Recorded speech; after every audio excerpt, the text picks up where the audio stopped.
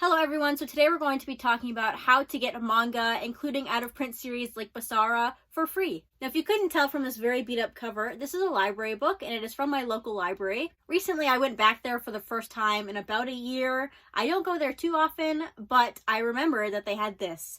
And I know there's been some buzz about this series semi-recently, and I've always wanted to check it out because it seems like a classic shoujo manga, pretty action-packed. It's got post-apocalyptic and fantasy genres in here, and it just seems like a fun time. But if you know anything about this manga, you know that it is very, very expensive. But if you're lucky, maybe check out your local library and they might have the series like mine does. Or if they don't, I'm sure they have many other fantastic series.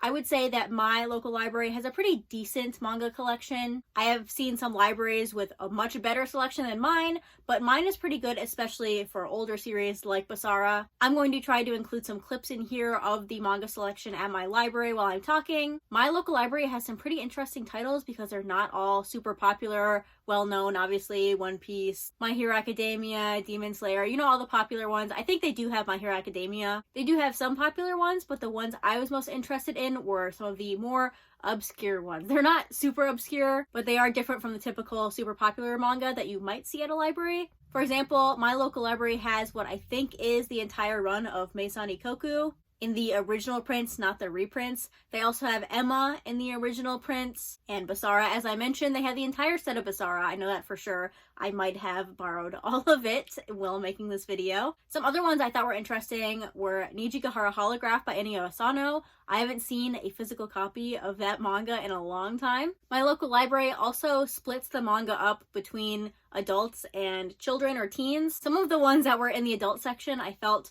should have been in the kids section, and some of the ones that were in the kids section I felt should have been in the adult section, but whatever. There was Chainsaw Man in the adult section, JoJo's Bizarre Adventure, Kaiju number 8, Ping Pong. In the adult section they also had some Gekiko works, which I'm interested in checking out, but I don't know if I want to buy them. So that's why the library is a great resource, not just for reading out-of-print series, but also for reading series that you're not sure you want to collect. So just read it there, try it out, and then you can know if you want to buy it or not. In the kids section, I saw a lot more manga, I would say, and there were some interesting titles in there. For example, they have Cross Game. Unfortunately, they don't have the first volume. I'm trying to get them to purchase it, but their whole, recommending a purchase thing doesn't work great, so I'm going to have to do some live chatting with the librarian to get them to buy the first volume, but they do have the rest of the series, I believe. They also had some more recently popular series like Witch Hat Atelier, and some series I wasn't expecting to see. For example, Satoko and Nada.